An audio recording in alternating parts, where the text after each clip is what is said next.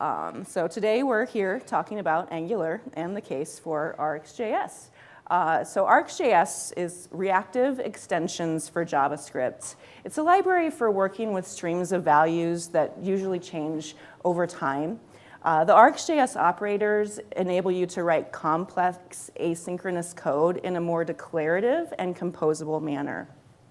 And so this reactive programming model was originally created at Microsoft for .NET, but there's an implementation in nearly every major language at this point.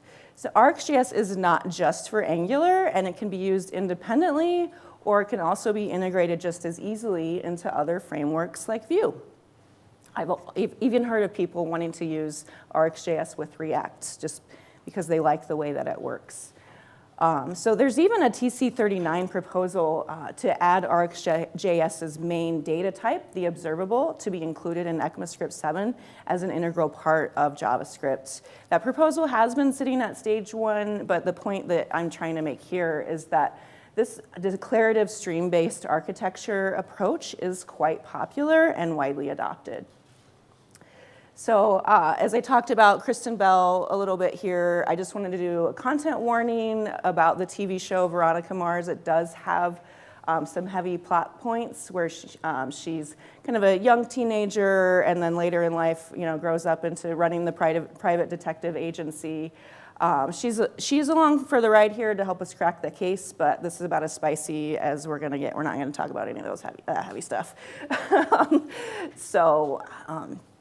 This is also from a show called Hot Ones. It's on YouTube. If you enjoy spice, which like I do, they take it's an interview show, and they take the people through a series of chicken wings covered in progressively hotter hot sauce, although number 8 is probably the highest on the list, and it goes up to 10. So I don't know about the progression myself, but I don't touch that capsaicin extract. So this was from her episode of Hot Ones, and it's quite a good interview show. They get quite a lot of celebrities on there, and because of the endorphins from the hot sauce, things can get pretty real. So it's a pretty fun show to watch. So anyway, let's talk about RxJS. So when I first encountered observables in Angular, I've got a confession. I wasn't really totally sure what I was working with. I'd worked with promises in React and AngularJS and that syntax of chaining operators and then subscribing for your final result. I was like, okay, that seems familiar. Like, we're just doing HTTP requests, and they'll complete after the one result instead of being a stream of values over time. And it wasn't really until I wrote my first type-ahead search that things really started to set in. So there are a number of key differences between observables and promises. The main difference is that promises can only ever yield a single value, whereas observables can emit multiple values over time. Another advantage of observables is that they are cancelable with unsubscribe. Promises don't have a cancellation mechanism. Promises are always asynchronous, but the series of values emitted by observables, it's usually asynchronous, but it can just as well be synchronous, like a range of values. Promises are eager, whereas observables are lazy. And what I mean by that is an initialized promise represents some process that has already started happening, but observables are declarative. So they're just the definition of how to handle an event stream. They represent what would happen, but not how, not when. Nothing happens until your observable has a subscriber, and that describes the how and when. So observables have different chaining mechanisms for different mechanisms for chaining and subscriptions, where your promises are only going to have your then clauses, and promises don't really differentiate as much between the transformational then clauses and then clauses that are responsible for your final execution. Observables can be reused by multiple subscribers and can also be set up to be retried, but promises will only execute once. However, promises are always multicast, where the same producer can be shared among multiple consumers, but observables are unicast by default, We'll get more into that multicast versus unicast here in a few. So observables can be created and your transformations defined, but they won't run until there's a consumer or subscriber. Promises are going to execute immediately on creation here. So this just kind of describes what you do with each of the promises in each case. And then unsubscribing from an observable causes the listener not to receive any more values, and it will cancel the work. But promises will complete once they're rejected or resolved, and they can't be canceled once they're initialized. There's nothing to do with the unsubscribe. So observables are kind of more comparable to events in JavaScript in that you define notification handlers and use them to process multiple values over time. So if you want a comparison point, maybe that's a good one. Subscribing to an observable is a lot like adding an event listener. One of the main differences, though, is that observables don't tend to share the execution of an event with multiple listeners on their own. That's more the unicast versus multicast. Events just use callbacks, but observables do have the advantage of being able to transform values before passing them on to the handler. So to lay out some of this initial groundwork about observables, let's talk about the three main types in RxJS. We've got the observable, the observer, and the subscription that connects the two. The observer is a wrapper around the producer of events. The subscription represents the execution of those events.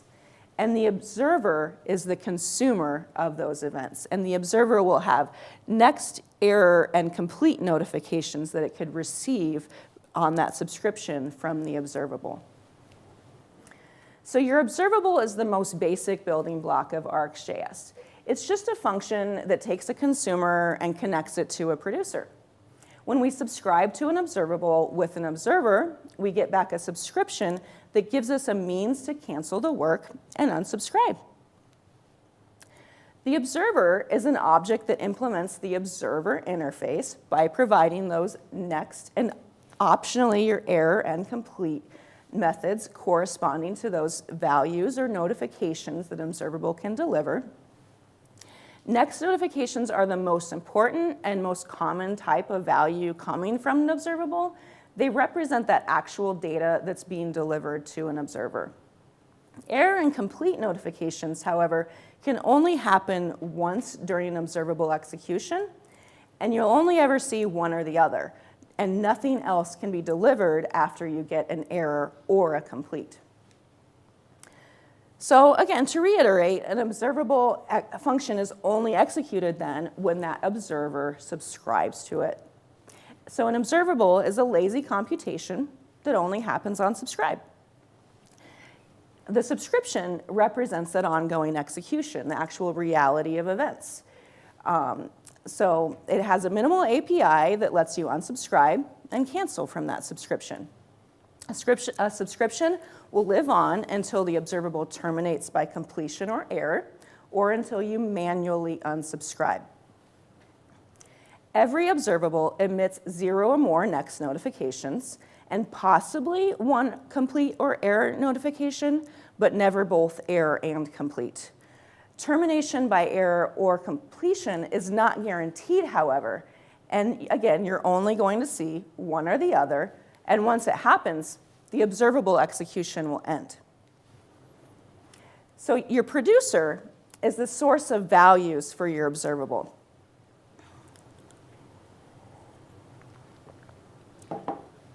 So setting up the producer isn't really a part of the observable definition. Again, it's a wrapper.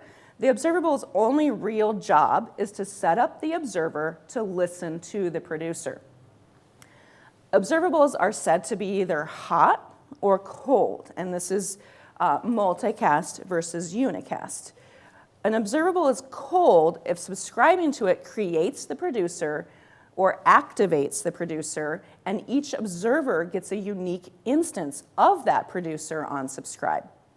An observable is hot if it closes over the producer and is capable of sharing those producer notifications. So hot is multicast. Cold observables are where the producer is created inside the subscription. Hope you can all read this example here. This is from a really good article by Ben Lesh describing hot versus cold observables. And I'll have the links to my slides so you can look up these articles and references throughout if you want to do that later. Here in this example, anything that subscribes to your source observable will have its own instance of the WebSocket. That makes it cold. Our source cannot be shared. It's unicast and can only send to a single observer. Also of note, observables should also return a teardown mechanism so you can remove your listeners. And here, you'll see that it's returning a function to close the WebSocket. So when you call unsubscribe, that WebSocket's going to get closed, and you're going to clean up after yourself. A hot observable, on the other hand, is where the producer is created outside the subscription. The observable shares a reference to the producer and starts listening to it, then unsubscribe. In this example, anything that subscribes to source shares the same instance of the WebSocket. And now it can multicast to all subscribers, meaning that each message emitted by that one socket can be received by multiple observers. But we do still kind of have an issue here that we haven't really set up a way to tear down and disconnect our WebSocket. So what we could do instead is we could use a subject to make a cold observable hot. We create a subject that is subscribed to by the cold observable and then shared by the new observable that we're going to be returning. A subject is kind of like a traditional event bus. It's a hot observable and one that can be shared by multiple subscribers and producers. Subjects have all the same operators as observables, and it will emit values that you next into it, so you can push values in and subscribe to get values out. So a subject is another type that's involved with RxJS. The subjects multicast, and they keep track also of an internal list of subscribers, and subjects are mainly used for multicasting. So what subjects have different from observables is they have state. Subjects can't be reused once they're unsubscribed, completed, or an error occurs, just like your observables. Subjects are pretty sweet. They're very important concepts in RxJS, but we really don't need to reuse them. This example isn't really how we would go to make a cold observable hot, and Ben Lesh will continue to describe that to you in this article as we do here. So we do still have a bit of an issue with our teardown. We're not tracking our subscription to that cold source observable, so we're going to be leaking subscriptions, and we don't have a way to disconnect it. So the thing is, we don't actually use subjects directly like this because RxJS provides a bunch of operators to solve this problem and then some. And we're going to be going over more of those operators here in a bit. I think operators are really the meat of RxJS for me. The important distinction then between the subject and the observable is that a subject has state. It exists, it has a list of subscribers, sometimes even keeps track of a number of values that have been nexted through the subject. Whereas an observable, it's just a function that sets up the observation. It doesn't know anything about its subscribers. It doesn't remember any values. That's not its job. So I feel like, and why I wanted to develop this talk is because the RxJS learning curve is, for me, it was quite a steep one. It's really broad API, but I think really the good news here is if you're newer to Angular at this point, I've been doing Angular for about three and a half years, modern Angular, and like back then there was breaking changes, retired APIs, painful configuration updates. If you want to talk about updates, Sam Julian's right over there, NG upgrade. So now that we've gathered some of this evidence about observables, observers, subscriptions, and subjects, let's keep climbing that hill and see what we can put together with RxJS, and we can learn a little bit by example. So one thing that you can do with RxJS is set up an observable data service. I like to use this quite often when I'm not using NGRX. So you can use this as a store to provide data to multiple parts of your application. Components subscribe to the data through the service to receive the latest values. To the components, the data is just a set of values. So here, we're also abstracting the HTTP access out of this observable data service and injected it here as the to-do HTTP service. So then we can handle that access separately, and we can put our observable logic in one place and handle our application state here. So this helps us not have to be aware of where those values are coming from, separating concerns, and decoupling the different application responsibilities. So in our observable data service, we're going to be using a behavior subject to hold our store state. When subscribed to, this type of subject returns the most recent value from the stream, or the initial state if no value has been set. Since the behavior subject has that latest value and state, it's possible to retrieve it directly instead of off of an observable. You can just use subject to get value, but that's a very bad practice and is actually a code smell.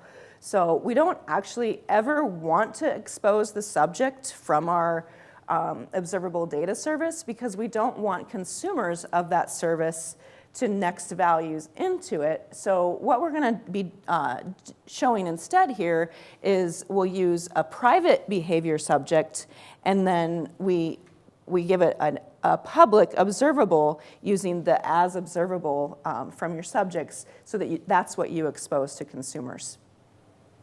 This store here, it'll get initialized at construction, and that behavior subject will then let components get the data when they get initialized and can subscribe, even if those components subscribe after that data has arrived. So that's really helpful for the timing of those asynchronous events in your Angular application.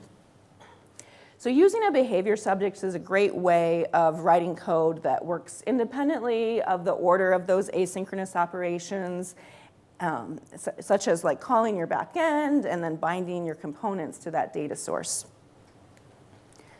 Our components don't have to then know where that data comes from or how it gets loaded. They just subscribe themselves to the store right here.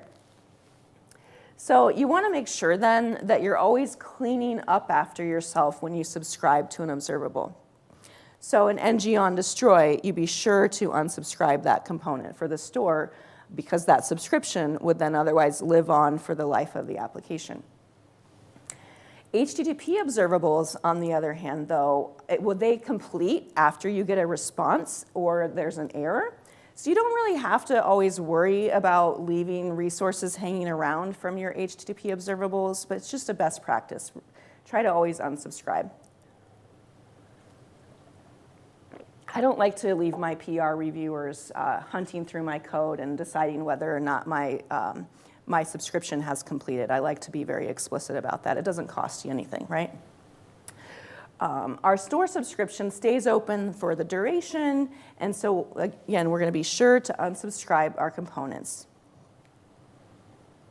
A cleaner and more declarative way of using those observables in your components is with Angular's async pipe instead of doing a subscription directly in your component. It's a pretty handy way of making sure you don't have to mess with any of that subscribe, unsubscribe, trace it through, you know. The async pipe in Angular subscribes to an observable, or would also use a promise, and it returns the latest value that has been emitted. If a new value is emitted, the async pipe also marks that component to be checked for changes, so you can use Angular's more performant on-push change detection strategy. I think, again, the best thing about the async pipe is that when the component gets destroyed, the async pipe automatically unsubscribes and avoids all your memory leaks. We aren't keeping also any state variables in our components, so we don't have any of that messiness. Maybe, you know, some people like to change their state inside the component. You're like, why would you do that here, you know? So we don't need to use our on-init. We don't need to use on-destroy, set up and tear down our data. The async pipe handles all of that for us off of our observable. Another thing to note here in this example is our to-dos. Observable, how it's named with a $sign at the end, at the suffix. This is a very common style convention to help us distinguish those values as observables, but it's not at all necessary to the observable functionality, just something that you'll tend to see and might want to use yourself.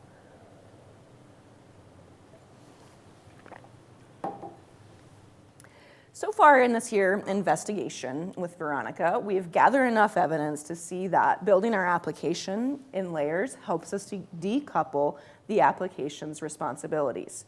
Our observable data service, or our store, can provide data to multiple parts of our application. However, even though we're calling it a store, it is not the same thing as centralized state management like Redux, for example. If you are looking for a Redux solution, there's an excellent and very popular, I love it, Redux library for Angular called NGRX. So even though we're not doing centralized state management with this observable data service, though, we do still have the advantages of unidirectional data flow, like using that on-push change detection strategy.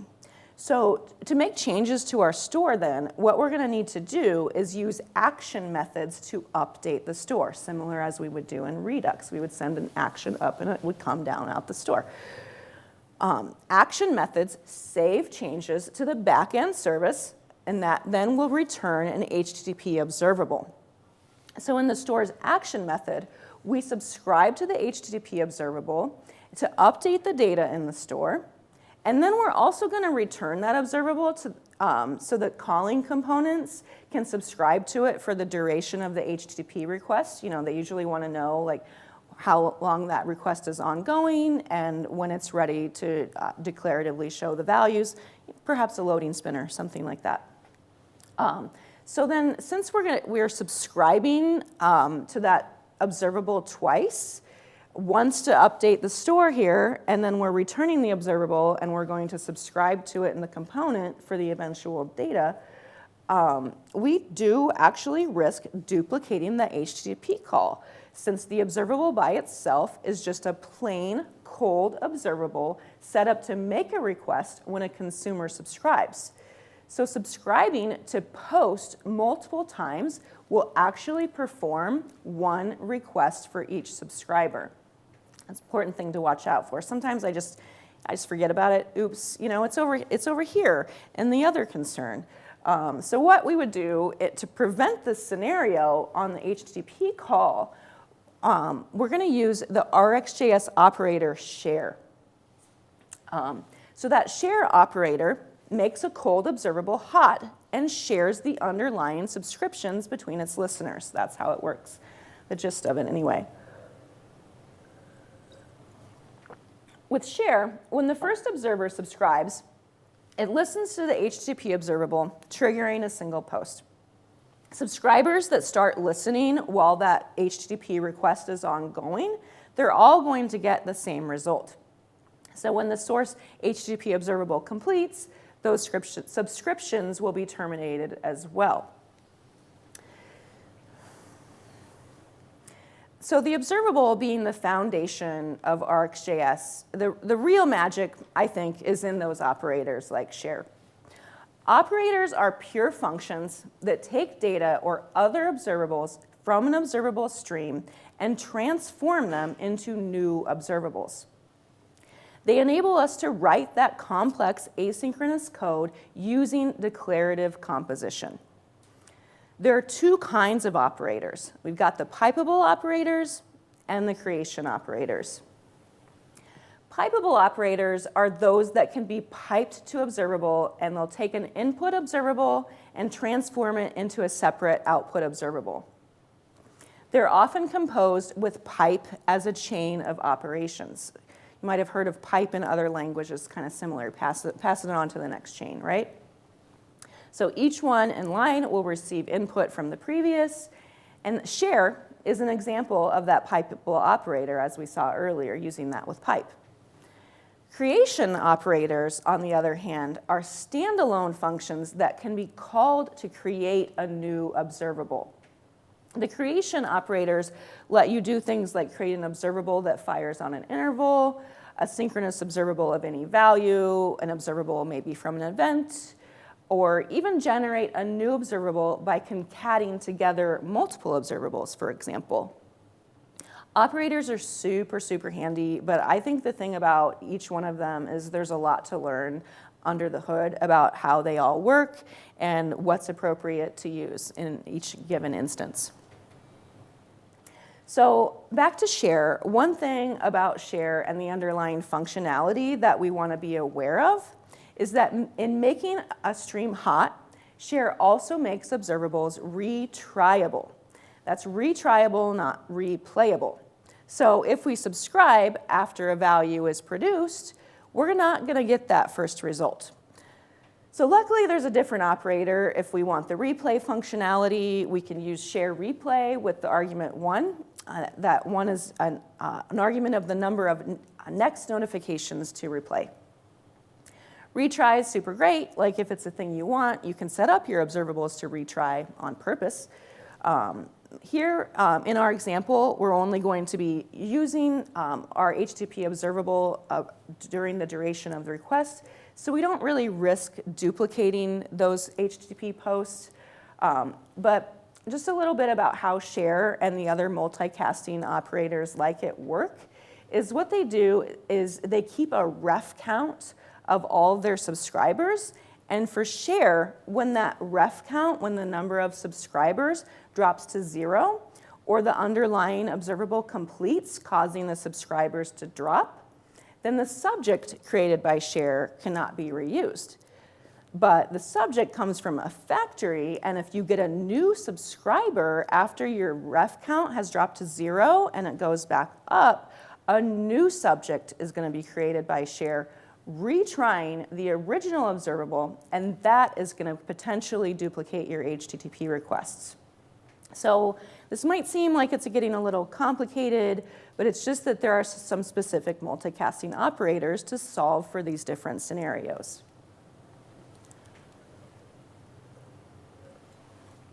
So the big thing that you want to keep in mind when thinking about hot versus cold observables and how we're going to be subscribing to them is kind of what's happening on the underlying producer and that producer's side effects.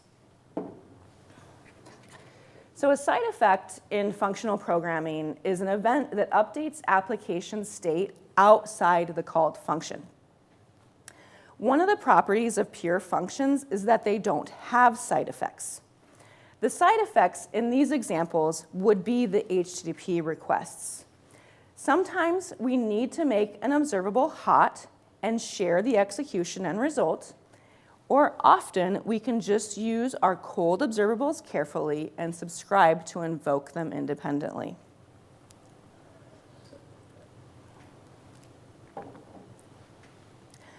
So I want to show you this smaller kind of standalone example to further emphasize the point about the async pipe and the potential for accidentally duplicating HTTP requests. So we've got everything going on here in this one component. We're doing a get call to get our list of to-dos, and we also want to show a total number of the to-dos. So we set up a different observable piped off of the original observable, and we've decided to get the length property off of that list of to-dos, right? So in the template, we're then using the async pipe to subscribe to those observables. And here, what we're actually doing, because we've got an async pipe on the total, and we've got an async pipe on the to-dos, we're actually subscribing to the original observable twice with our async pipes, and so that is going to duplicate our HTTP requests. And you might be thinking, like, why the heck don't we just use that share thing that we just learned about, right? It isn't always necessary to share your streams. There was a really sweet feature that came out with Angular 4 template syntax where you can use the ng-if with async as, and you can assign the values coming off of your observable to a local template variable so that you can then use that throughout your template block for the values. So you aren't subscribing with your async pipe twice. It's just something to look out for.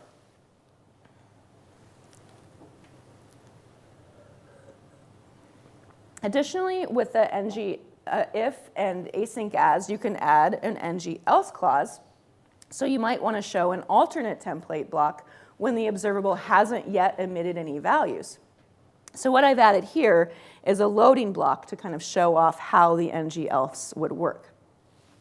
This reactive template style syntax really simplifies our code, making it more declarative, easier to read, and fewer state variables are going to be littering up our component classes. So I think reactive templates are pretty sweet, y'all. So not too long ago, RxJS 5.5 introduced Pipeable operators. This was a shift in the RxJS API that changed the syntax of chaining operators. So instead of dot chaining the operators that are patched off of observable, we're going to use the Pipeable operators with the observable pipe function. This also changed the way that we import RxJS operators and really eased the burden on managing dependencies and improved our tree shaking capabilities so we can ship smaller bundles to the browser.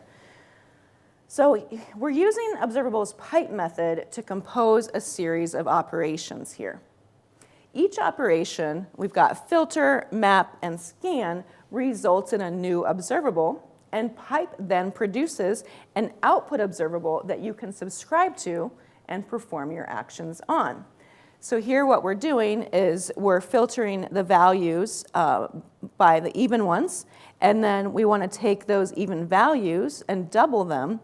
And what scan is doing is accumulating a sum at each result, at each interval. So marble diagrams depict how reactive operators work with observable sequences. We're going to be looking at a lot of marble diagrams for our operators from here on out. So I want to just kind of describe how each ones of these work. This is from the RxJS documentation. It's their diagram, and I think it really shows a really good description of what these marble diagrams mean. The top portion that you've got above the box, here we've got one input observable that represents the series of values. It reads from left to right, and it ends there with a line with the complete notification. The observable operation usually is in the box in the middle. Here we're calling it multiply by 10. The output observable is shown then on the bottom. Observable sequences are shown as lines that emit 0 or more values, and a perpendicular line for your completion, or output somehow has an X for error. I'm not sure what happened, why multiply by 10 got so hard, but you know, things happen. Maybe there was a side effect. So transformational operators like map are, I think, some of the most basic building blocks in your RxJS streams. Similar, I think, to the well-known array map function, you might want to compare it to that. The map operator applies a projection to each value, then it emits to the output observable. But I think a big difference in the way that map operates on arrays versus how it operates on observables that you want to keep track of is map will operate. All of the operators, they operate on one value at a time as they're streamed through the input. So the array map function then, on the other hand, operates on the entire sequence at once. So it's kind of a paradigm shift, and it really does make a difference when you're looking at these operations and thinking about how expensive it might be to operate on arrays versus composing streams with observable sequences. So filter then is one of the many filtering operators. It filters items from the source observable and only emits those that satisfy a given predicate function. It's also very similar and can be compared to the array filter function in that it filters those values from the final result. Again, they're only being operated on one at a time as an observable stream. There are quite a few other filtering operators, including distinct, debounce, throttle, last, take until, and then some. We'll get into a few more here in a while. Another operator that might be familiar from arrays is they've provided a find operator. It searches for the first item in the source observable that matches the specified condition, and then it will complete. Maybe, although somewhat controversial, another operator that I wanted to talk about that's similar to arrays is reduce. Reduce is an aggregate operator that outputs only when the input observable completes, though, on the other hand. What you might be wanting to reach for with observables instead of reduce is the scan operator.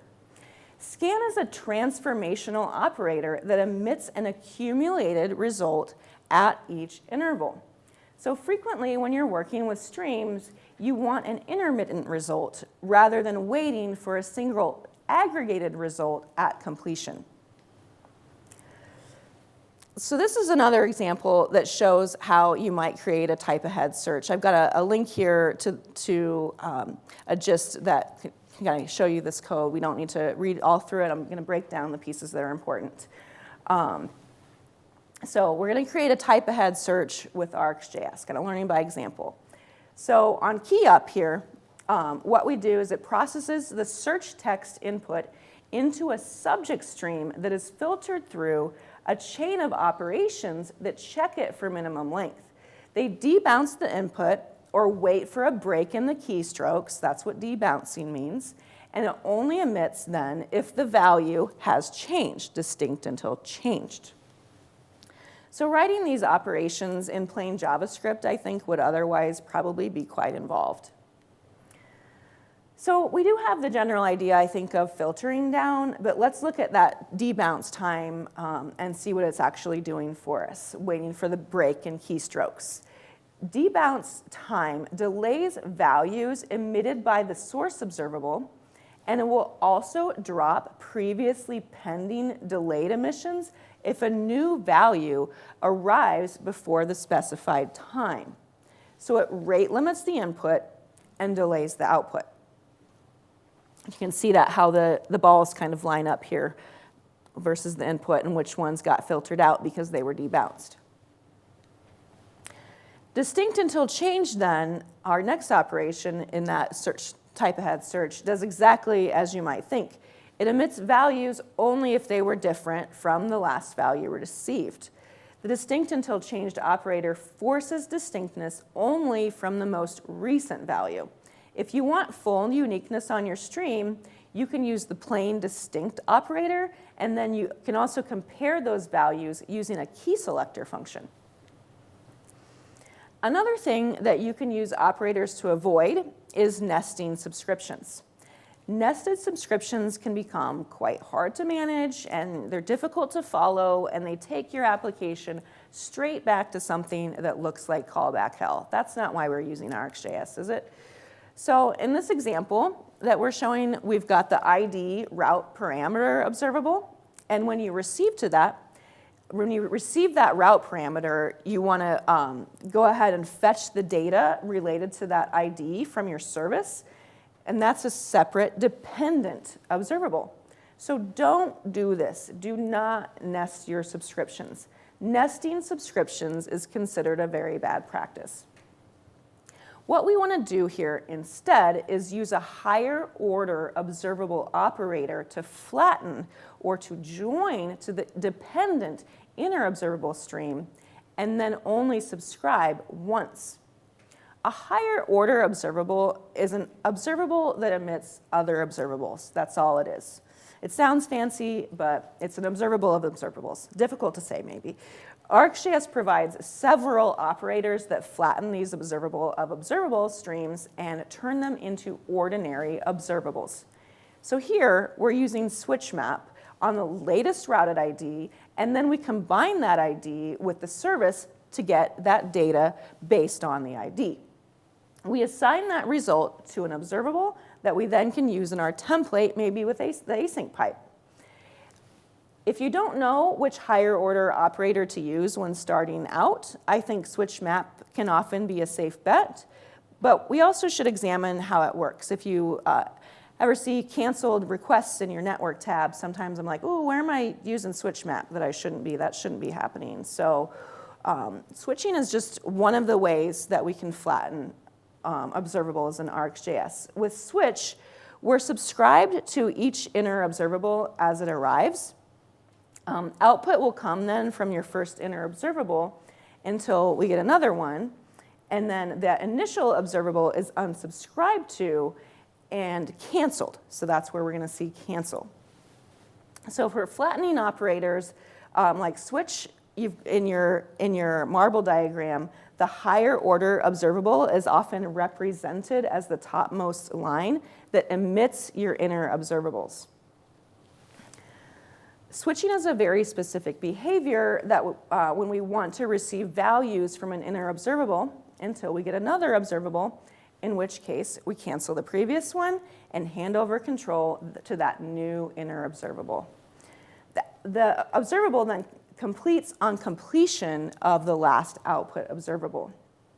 So you might have caught here that D, our fourth value, the blue ball, is missing from our output stream. And the reason that is because our second inner observable, it came along, so our higher order observable subscribed to your second observable, canceled the first inner observable, and it dropped D from the output. Even though the second observable hadn't yet emitted any values, that was the active inner observable at the time, so we were missing D. Concat is another observable flattening strategy that is also subscribed to only one observable at a time. However, it waits for each inner observable to complete before subscribing to the next one. This processes each of the inner streams fully into the output stream in order of their arrival.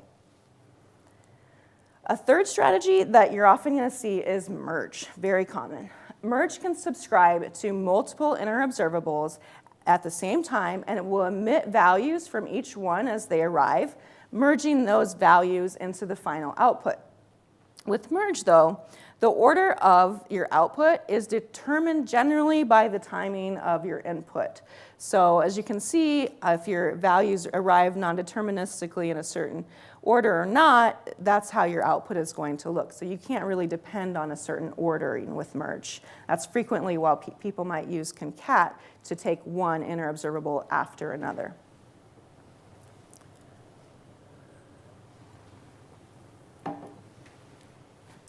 The merge and concat operators come in both flavor of observable, your pipeable and your creation operators. Your plain merge is a join creation operator that subscribes to all input observables and then emits each of their values as they come through, right? The pipeable merge operators, which we're showing here, are merge all, merge map, and merge scan. Merge map is a combination of map and merge all. It allows you to apply a projection to those merged values and returns an observable of each value and then flattens it into the stream. So what we're doing in each of these examples is the same thing. In the first one, though, we've got that bad inner subscription that we're not keeping track of. So we're mapping our observable to an observable of an observable stream, and then subscribing to that inner observable to actually get the data. We don't want to do that, right? Our second one, we've decided, oh, wait, we want to flatten those observable of observables with merge all, and then we can subscribe for the result. But the quick one to reach for here is the final one, merge map, that just lets you apply that projection and flattens it into your final stream. So to combine streams, we're often going to use the join operators. They're both join creation operators like concat and merge, and then your pipeable join operators. I might need a little more water up here before I finish. Combine latest and with latest from are some of these join operators. They're pretty similarly named, but they have distinctly different behavior when it comes to updates. So combine latest is a join creation operator and allows any of the input streams to update the output stream. With latest from then is a join creation operator and allows any of the input, it allows, so what the with latest from does is only the leading stream puts results into the output. We're going to see a diagram here in a minute that explains this more correctly. Both of those operators result then in an array in the next notification. Thank you so much. So the values from the input observables are returned and given in order then in that array. Another thing that both of these operators with latest from and combine latest have in common is that in your combined output stream is not going to emit until all observables have emitted at least one value. This has caught me a time or two. So the output stream is waiting on all source observables, which can be, it's kind of a subtle behavior, I think, until you run up against it. And you want to emit even if only one of those streams has emitted, in which case what you might want to do is you can kick off those streams with the starts with operator, or possibly you can fall back on a merging strategy or something like that to get values in the input as soon as you get in the output as soon as you get a single input. So as you can see here in these diagrams, we're not actually emitting anything until both observables have emitted a value. So you'll see that, that your AX in your combined latest, your result, that first ball only comes out after your second stream has emitted values. And because with latest from will only emit from your leading stream, you don't get a value when you hit A because with latest from blue balls has not emitted anything yet. You don't get a value when you hit X because that's not your leading stream. So you're finally going to see a value when you hit B, and you get then the combination of your leading stream and the latest value emitted from that second stream. So another type of operator, take, is a filtering operator in RxJS. What it does, it emits the count of the number of values from the source, then it immediately completes, as shown here in the diagram. We're taking 2 values from the stream and completing. Our count is 2. But with take, if the source emits fewer than count values, it will just emit all of those source values, and then it will complete when the source completes. Similarly, the take until operator is also needed when you need to complete your operations, but it's when you send a notification to a stream that it should complete. The second observable is the notifier, and when that second observable emits a value, the first stream will complete. However, if the second observable never emits any values or it just completes, all of your values from your source observable are going to be emitted. So here's one way that you might use take until. Instead of keeping track of all of your subscriptions and then having to unsubscribe from each of them, you can pipe all of your streams through a take until operation. And then you can next into a destroy subject that will emit a value on destroy of this component, and then it will complete all of these subscriptions. So here we're not using the async pipe as we normally would in our template, just for the sake of example. And when the destroy subject receives the next notification, you're going to be able to clean up after yourselves, and those subscriptions are going to be completed. This really saves us a lot of hassle of having to keep track of and unsubscribe from each subscription. But again, like we've already talked about, different strategies that we can use, and maybe you don't even want to have this many subscriptions that you're keeping track of in a component, so that's kind of why I call this a weird trick, but it's a good one that people often use as a backup just to be sure that they're not having any memory leaks. So typically, as we learned earlier with your reactive templates, we would have used that async pipe. And so we wouldn't have to keep track of any of those manual subscriptions. But then one thing that I've really run into in my components is like, how the heck do I know and debug what that value is on that observable if I can't access any of those values on my stream in my component class? Like what is even going on? I can't observe my observable. So one quick way to peek inside your observable streams, and for maybe those logging or debugging reasons, perhaps performing a side effect that doesn't affect the observable, is by using this tap operator. Tap can perform your side effects or your output and returns your stream unchanged. So it allows you to inspect your observable stream without having to subscribe to it. Remember that it does have to have a subscription, though. Let me correct that. It has to have a subscription in order for it to be active. So maybe you subscribed in the async pipe, as we said.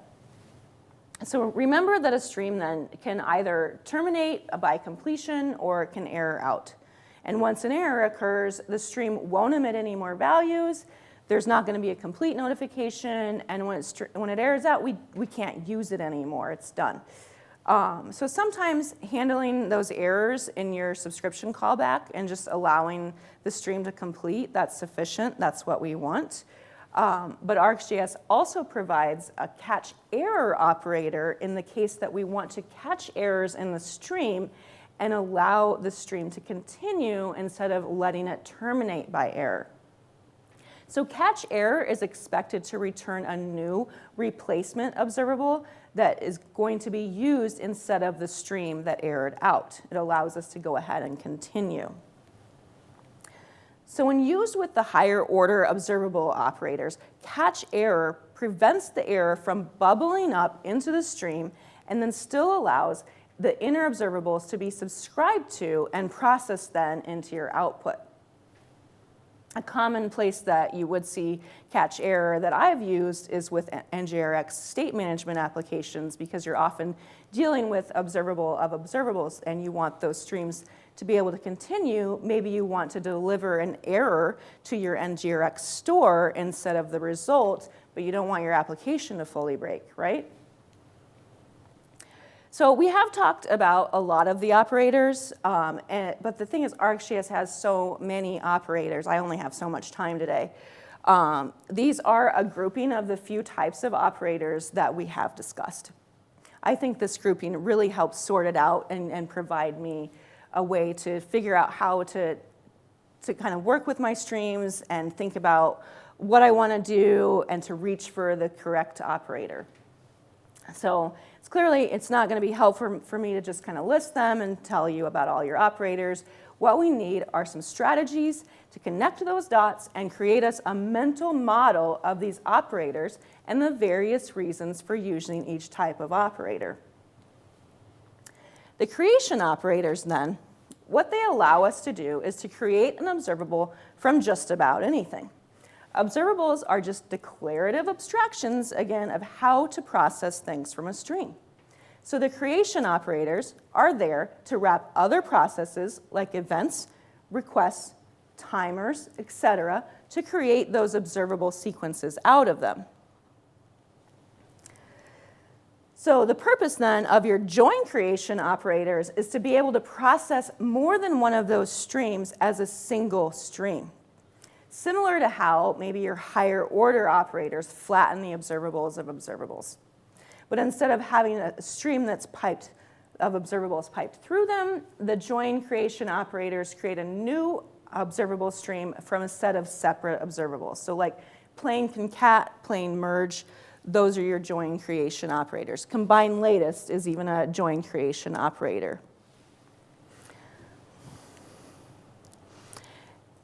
Next, we've got our join operators, and those are the pipeable operators that let us bring other observables into the stream, like your with latest from or your merge all that we saw earlier. Transforming values as they pass through a stream is such a common scenario that they combined joining with transformation for the higher order operators like merge map and concat map. The multicasting operators, as we talked about first, like share, allow us to use observables as subjects that can be shared by more than one consumer. Your filtering operators conditionally emit values into the output based on that input passing a given predicate function.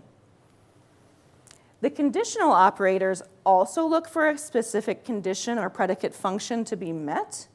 However, they will emit only on completion of your stream. The error handling operators are there for preventing the stream from erroring out when dealing with the inevitable errors that can occur when you're working with non-deterministic and unpredictable outputs and side effects, perhaps like HTTP. The aggregate ones operate on an entire sequence at once, and like the conditional operators, they only emit on completion. The utility operators then add to our RxJS toolkit by letting us inspect, log, or perform side effects. We can repeat, delay, timeout, or convert an observable into a promise or maybe an array. Another way to find what you're looking for with RxJS operators is by using the operator decision tree in the RxJS documentation. It will ask you a series of questions about what you're trying to do and take you eventually to the correct operator for what you're looking for. So I've extracted some of those decisions here for finding the right creation operators. The decision tree doesn't, I think, really cover everything, and this is only, again, one branch of it, but hopefully this kind of helps give you an idea of just how many operators they are, the vastness of RxJS, but all of the different reasons for needing to use each of them. And finally, I think when troubleshooting your observables, which is often a thing that we run into, in order to crack that code, it can really help to start off looking for some clues, like how has this observable been subscribed to, and how many subscriptions does this observable have? Am I potentially duplicating any requests? You want to think about when does this observable complete, or if it completes. And also, again, do I need to, and should I, of course you should, unsubscribe from your observables. So given that I've tipped you off to some of these strategies and tricks, and definitely with practice and some investigative sleuthing on your own, I think that you should probably be able to solve any case that you run across. And if you really haven't gotten enough and you're hungry for more RxJS content, I think that you should consider attending RxJS Live in March right here in London. So just look at all these amazing speakers. I can't believe I'm one of them. Early bird ticket sales do end for this conference tomorrow. So ask your boss, get that approval, get in on those early birds. Get in while the getting's good. Early birds get the worms. So I really want to thank you all for attending my talk today. I'd be happy to take any of your questions and your green feedback cards. And this is linked to my example code on GitHub, which also has a PDF of these slides in GitHub. And if you want to go ahead and just use SlideShare to click through, I have a link to that as well. And I'll leave that up for you so you can grab those. Thanks again.